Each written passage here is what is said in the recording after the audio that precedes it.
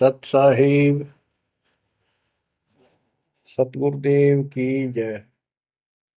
बंदी छोड़ कबीर साहिब जी की जय। बंदी छोड़ गरीबदास जी महाराज जी की जय। स्वामी राम देवानंद जी गुरु महाराज जी की जय हो।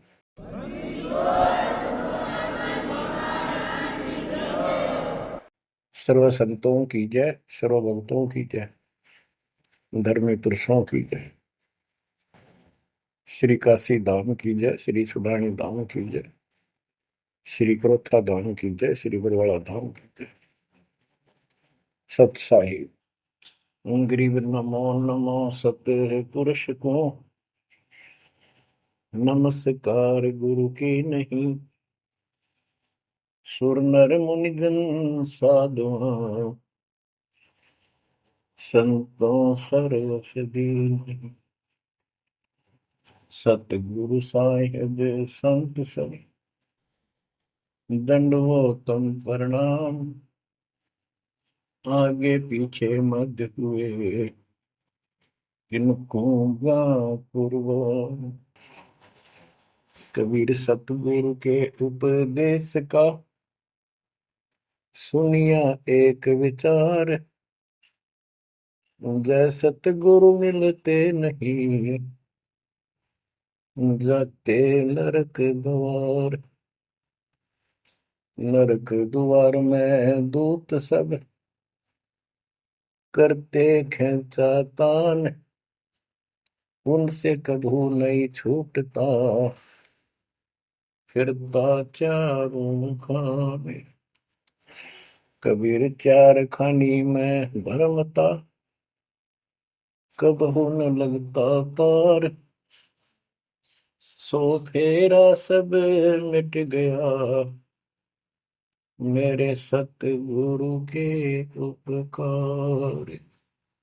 जय जय सतगुरु मेरे की जय जय सतगुरु मेरे की। सदा साहिबी सुख से वसियो अमरपुरी के डेरे की। जय जय सतगुरु मेरे की जय जय सतगुरु मेरे की। सदा साहिबी सुख से वसियो सतलोक के डेरे। निर्विकार निर्भय तू ही और सकल वैमान। वेदी साधो और सकल वैमान। सब पर तेरी साहिबी सब पर तेरी साहिबी। तुझ पर साहिब नाम निर्विकार निर्भय। बच्चों, परम पिता परमात्मा कबीर जी की असीम रजा से कलम तोड़ रजा से आपको परमात्मा की शरण प्राप्त हुई। आपकी किस्मत, आपकी तकदीर, आपके लक का कोई एस्टीमेट नहीं लगाया जा सकता। आप कितने पुण्यों से भरे हुए हो।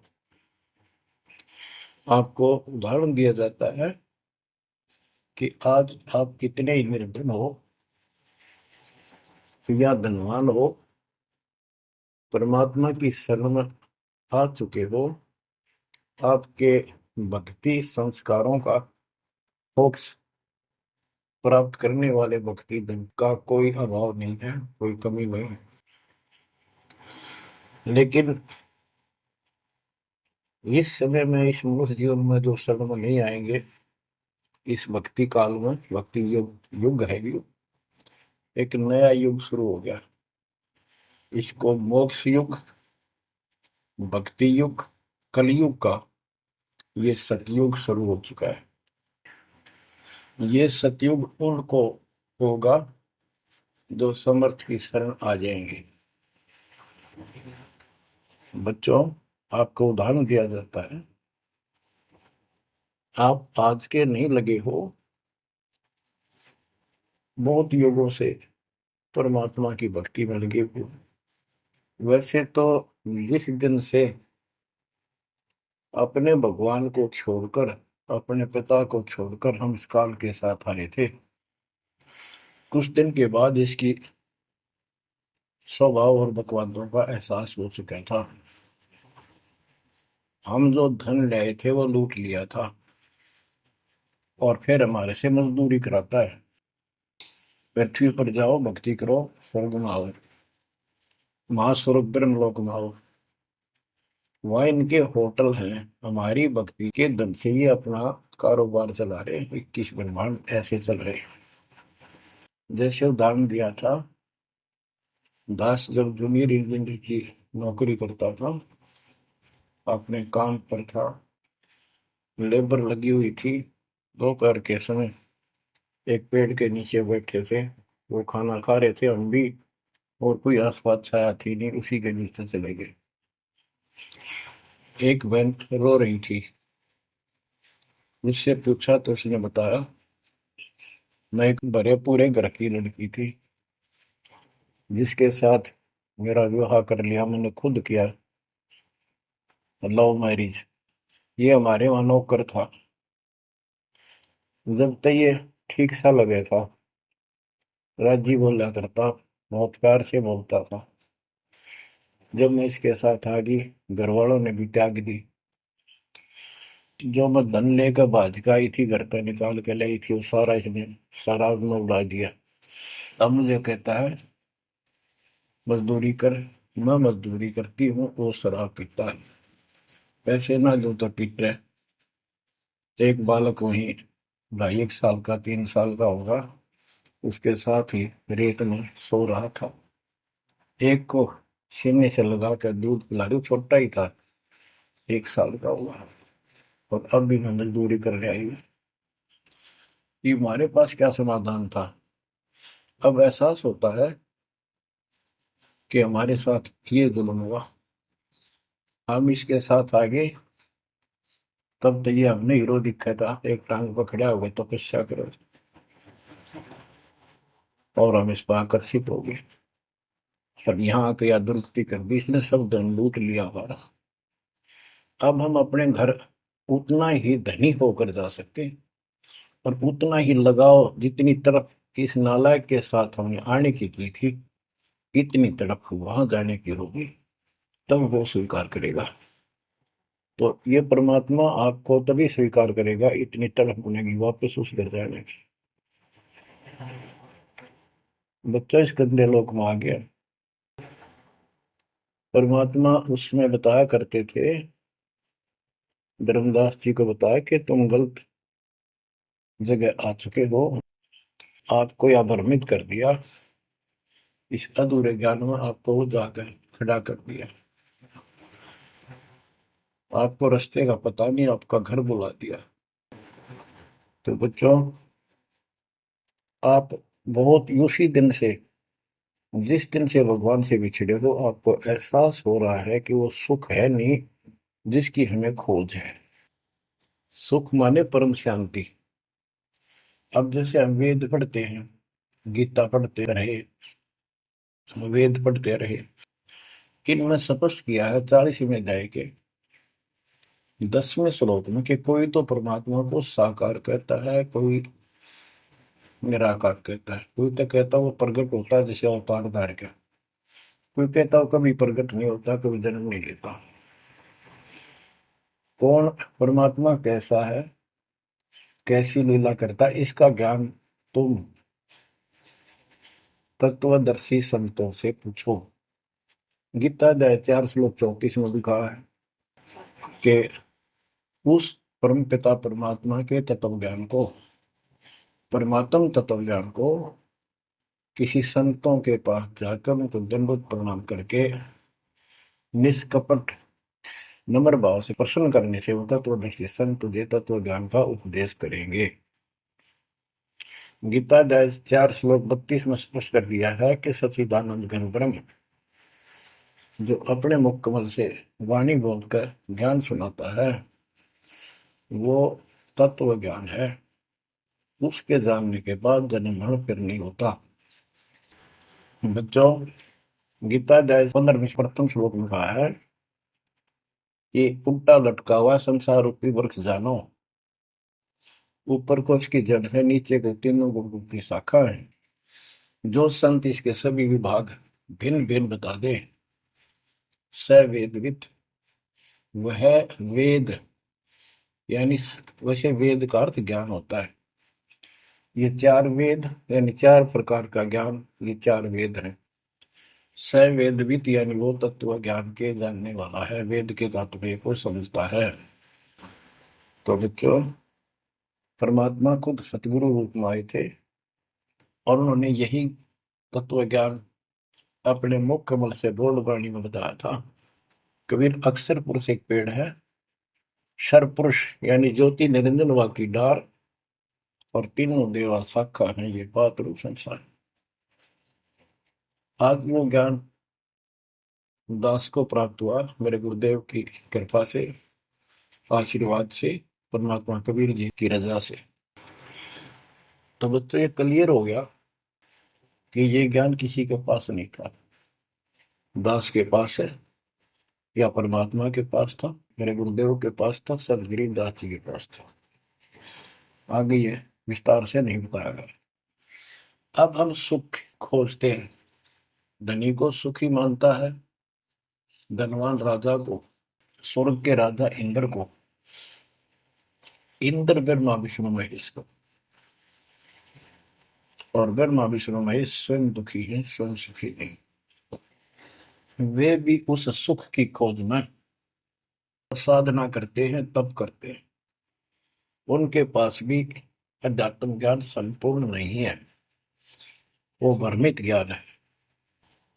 गीता अध्याय 18 श्लोक 62 में कहा है कि अर्जुन, तू सर्व भाव से उस परमेश्वर की शरण में जा, उसकी कृपा से ही तू परम शांति को, यानी सुख को, परम सुख को, शांति मीन सुख, परम शांति को और सनातन परम धाम को प्राप्त होगा।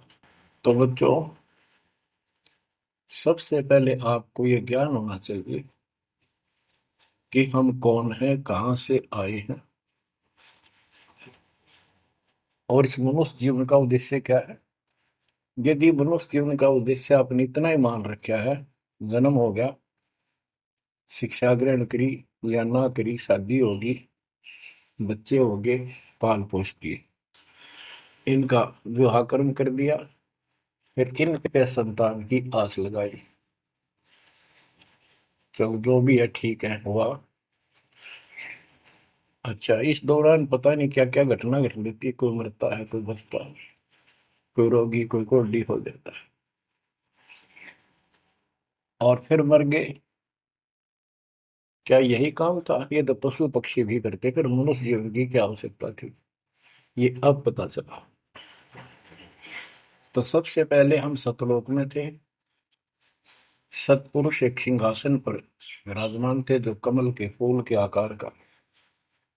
वहां से उन्होंने चार लोक रचे ऊपर के, अकलोक, अगमलोक, अलखलोक, नीचे वाला सत्यलोक। प्रत्येक में चार सिंहासन इसी प्रकार के तैयार किए। उन सिंहासन पर विराजमान हुए अलग अलग नाम से, अलग अलग रूप से। सतलोक में विराजमान होकर सतपुरुष ने, हमारे पिता ने, वहां सतलोक के अंदर की अन्य रचना की। सबसे पहले 16 द्वीप एक वचन से किए, 16 वचनों से 16 पुत्रों की उत्पत्ति की। आपको सृष्टि में बहुत बार सुना है।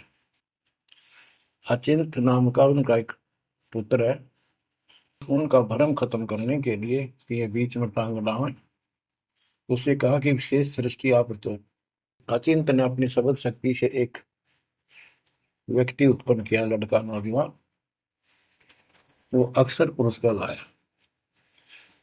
अक्षर पुरुष मस्ती में जाकर उस मान सरोवर में सो गया। वहां श्वास से शरीर नहीं है, अमृत जल उसमें डूब कर मरते नहीं, सतलोक में मृत्यु नहीं है, ये शरीर ऐसा है। काफी वर्षों तक वो उठा नहीं, काफी समय तक। तब अचिंत ने परमात्मा से अर्ज लगाई कि अक्षर तो उस निद्रा में है, सृष्टि रची नहीं जा सकती, कृपा उसे जगाओ। तब परमात्मा बोले, बच्चा, जिसका काम उसी को साजे, और करे तो मूर्ख बाजे। ये तुम्हारे बस का नहीं है, आगे से ऐसी गलती ना करना। हाथ जोड़े, माफी मांगी कि प्रभु गलती नहीं होगी, हमें अपने औकात का पता चल गया। तब परमात्मा ने समर जल से जल लिया, सरोवर से, अपनी शक्ति से गंदा तैयार करके उसमें छोड़ दिया। बहुत बड़े आकार का हो गया, जैसे जादूगर करते।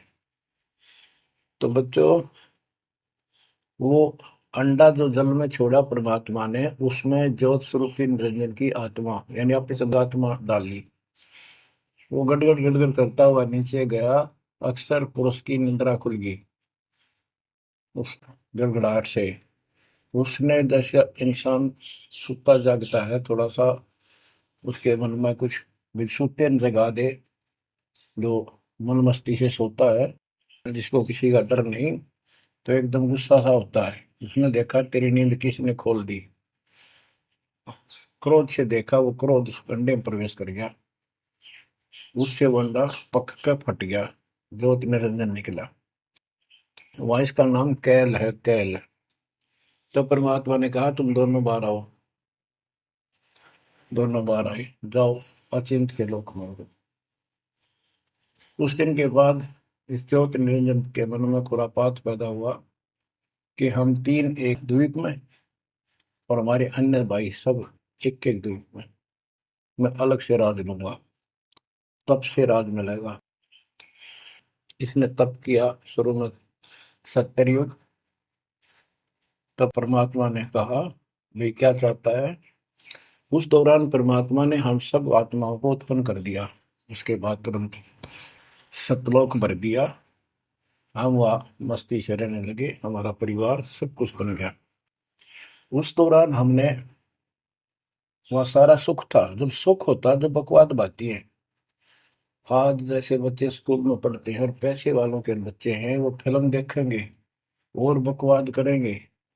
और गरीबां के बच्चे हो बेचारे, एंड टू माउथ है, स्कूल कॉलेज जाएंगे, अपने घर आ जाएंगे।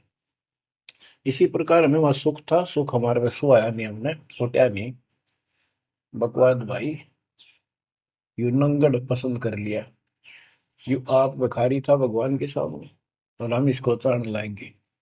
जैसे उदाहरण दिया था, वह लड़की अपने नौकर को चाण लागी और बाप की व्यवस्था को भूलेगी, जिसने इतना सुख दिया, जन्मी पाली पोसी। ये बीमारी हमें हमारे वहां से लगी है, और ये हमारे दुख का मूल है, रूट है। तो हम इसको चाहने लगे। परमात्मा ने आकाशवाणी की, बच्चों इसकी बातों पर ध्यान ना दो, इसकी क्रियाओं को मत देखो, मस्त रहो, ये ठीक नहीं कर रहा है। हम ऊपर से तो सावधान हो गए, और अंदर से जबरदस्त चाह बन गई। ये एक छूत का रोग है, ऐसे लग जाता है। मोह ममता किसी के साथ ज्यादा जुड़ जाओगे, ऐसे बन जाएगी। फिर क्या होता है, हम परमात्मा के दिल से उतर गए, और हमें रिजेक्ट कर दिया कि इतने कहने के बावजूद भी ये ऐसी बकवास कर रहे हैं। इसने सत्कर्युग तप करने के बाद परमात्मा ने पूछा, भाई क्या चाह रहा है, बोल। उसने कहा, पिताजी, हे भगवान, हमें अलग राज दे दो, मुझे अलग स्थान दो। सब एक एक स्थान पर हैं, और हम तीन एक में हैं। सबके पास एक एक द्वीप है।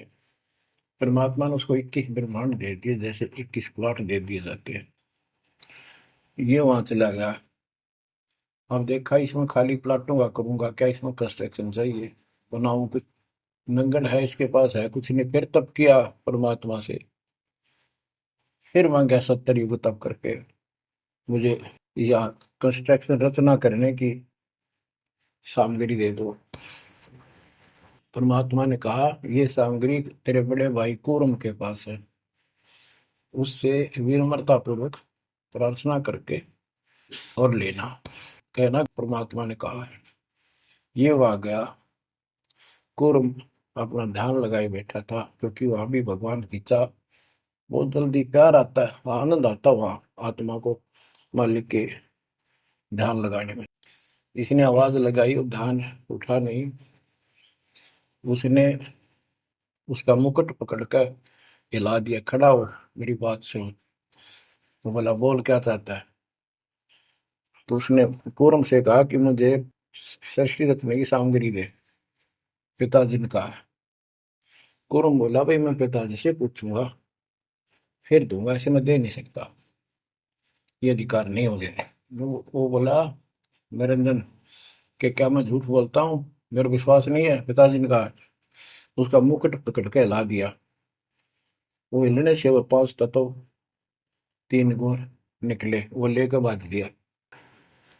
कौरव ने शिकायत की कि पिताजी ऐसे ऐसे इसने मेरे साथ शरारत की, आप बताओ मैं इसके छीन के लाऊंगा। परमात्मा बोले इसने तो गलती कर दी, तू ना करिए। इसके लोक में यू शांत नहीं रहेगा, इसने यहां से बकवास शुरू कर दी। इसके लोक में किस ब्रह्म में ऐसे हाहाकार रहेगी, आपस में लड़ाई रहेगी, घर घर में रहेगी। और जिन्होंने मेरे से मन तोड़ के इस काल के साथ जुड़े, इनकी दुरुक्ति नहीं रहेगी। ये घर घर में लड़ाई रहेगी, कहीं शांति इनको नहीं होगी, क्योंकि वो शांत स्थान है ही नहीं। कुरम शांत हो गया। इसने फिर 64 युग तप किया। फिर परमात्मा बोले ये रोज रोज क्या कर रहा तू, क्या मांगता है बोल। बोला जी मुझे जीव दे दे, अकेले का जी नहीं लगता। इसलिए वहां थोड़ा मोटी कंस्ट्रक्शन भी करी। परमात्मा बोले भाई आत्मा नहीं दे सकता मैं, ये तो मेरी आत्मा मेरे वतन से उत्पन्न है, मेरा विशेष लगाव है इनसे। हाँ एक बात है, यदि ये खुद जाना चाहे तेरे साथ अपनी मर्जी से तो ये जा सकती हैं, मैं भेज दूंगा। ये हमारे पास आया और हम तो इसको चाहे थे, अंदर से तड़प थी। जैसे हम बच्चों को मना भी करते रहते हैं, फिल्म नहीं देखोगे, वहाँ हीरो हीरोइन आ रही है वहां नहीं जाओगे, वहां जरूर जाएंगे फिर। तो कहने का भाव ये है, हाँ इसके आते ही हम चारों तरफ ढूंढोगे न दूर तक। जैसे यहाँ कोई एक फिल्म में नाचने कूदने वाली लड़की और लड़का आ जाते हैं, ये कॉलेज के बालक ऐसे खड़े हो जाते हैं जैसे बल्लभ के ऊपर ये पतंगे आ जाकर लेना है कि नहीं देने दो। या वहां बीमारी लगी हुई है, इसको इस एंटीबायोटिक तत्व ज्ञान से काटा जाएगा। इसने कहा कि मैंने ऐसे ऐसे अलग से स्थान प्राप्त किया 21 ब्रह्मांड, और वहां से स्वर्ग बनाऊंगा, महास्वर्ग बनाऊंगा, ठाट करेंगे, बड़े बड़े बाग लगाएंगे, मेरे साथ चलोगे। वो कहने लगे हम तैयार हैं, यदि पिताजी आज्ञा दे दे तो। काल फिर पिताजी के पास गया, जी कुछ आत्मा मेरे साथ चलने को तैयार हैं, आपकी आज्ञा चाहते हैं। परमात्मा बोले चल मेरे साथ, मेरे सामने करवा। तो बच्चों परमात्मा इसके साथ हमारे पास आ गए, और परमात्मा ने कहा भाई बताओ कौन कौन इनके साथ जाना चाहता, हाथ खड़े करो। आम सुन्न हो गए, शर्मिंदे भी हो गए, ताकि अब कैसे, अरिश बिना रह भी नहीं सकते, इतनी आग लगी हमारे। ऐसे ही जो प्रेम कर लेते हैं प्रेमी, या वह आग है, इस अध्यात्म ज्ञान की कमी से ऐसा नाश करते हैं। लड़का लड़की शादी कर लेते हैं, फिर वीरानमाटी होती है, कोई गलत स्थान पर शादी हो जाती है, उनको मारे जाते हैं, 2 घरों का नाश करते हैं। तब कोई नहीं बोला, सारे सुन हो गए। सबसे पहले एक आत्मा ने बेशर्मी करी, खड़ी हुई और दोनों हाथ खड़े करे, मैं जाना चाहता हूँ। हाथ और लिंग स्त्री पुल्लिंग के बाद में बनाए परमात्मा ने। तब परमात्मा उसके हाथ खड़ा करते हम सब ने हाथ खड़े कर दिए। हमने सोचा ये तो गया, हम रह गए। तो बच्चों परमात्मा बोला भाई ठीक है, ज्योत निरंजन आप जा अपने लोक में, द्वीप में, मैं इनको अपने हिसाब से भेजूंगा तेरे साथ। हम सबको सूक्ष्म रूप बना के उस लड़की के आत्मा में फीड कर दिए। जैसे आप देखते हो छोटे से स्थान पर करोड़ों कीटाणु सूक्ष्म रूप में हो जाते हैं, ऐसे उस कीटाणु रूप में उसके अंदर प्रवेश कर दिया। इसको एक लड़की का रूप दिया और कहा, बेटी जाइए, अपने पुत्र सहजदास से कहा, बेटा जा अपनी बहन को वहां छोड़ के ज्योति निरंजन के पास, कैल के पास, और उसको बता देना कि इसके अंदर वो सब जीव है जिन्होंने यश किया है, और ये वचन से जितने जीव तू कहेगा, स्त्री पुरुष लड़का लड़की मेल फीमेल पैदा कर देगी। सहजदास गया, लड़की को वहां छोड़ आया और उसको सब बता दिया। लड़की के युवा शरीर को देख कर इसके अंदर दोष आया। इसमें उसका नाम आदि माया, अद्या माया, और फिर बाद में दुर्गा अष्टमी कहलाई, त्रिदेव जननी कहलाई। तो इसने जब बदतमीजी करनी चाहिए तो देवी ने कहा कि ज्योतिर्नंदन, तू मेरा बड़ा भाई परमात्मा के वचन से पहले पैदा हुआ, बाद में मैं उत्पन्न हुई, तेरी छोटी बहन हो, ये गंदा कर अच्छा नहीं लगता, मेरे पास ऐसे ऐसे समझ सकती है, जितने जीव कहेगा मैं पैदा कर दूंगी वचन से। उसके अंदर दोष था, बकवाद करनी चाहिए, तो उसने बकवाद के लिए मुंह खोला, उसने सूक्ष्म रूप बनाया, उसके पेट में चली गई। पेट से परमात्मा को पुकारा, मेरी रक्षा करो। परमात्मा सहजदास का रूप बना के फिर वहां आए और उसको लड़की का उसका पेट चाक करके काट के नाखून से, वो कहते से हाथी का ऐसे कोई गंडासा मार देना तो उसके तुरंत बाद उसका जख्म भर जाता है, ऐसे ये तो और दूसरा शरीर हमारा लोग का शरीर ऐसे तुरंत भर गया और वो लड़की बाहर निकाल दी। और आज आपके लिए तक परमात्मा ने खजाना खोल दिया। बच्चा बच्चा एक दूसरे को सपोर्ट करता है, परमात्मा ने ये कहा, परमात्मा ने ये कहा, ये प्रमाण है। आपको मोक्ष में कोई दिक्कत नहीं आने की। समर्पित हो जाओ। इन बालकों की कथा ना समझना कदे, ये डूम बाट के गीत नहीं है, ये समर्थ की बताई सच्ची कथा, ये सत्यनारायण कथा है। परमात्मा आपको मोक्ष दे, सदा सुखी रखे। सत्संग।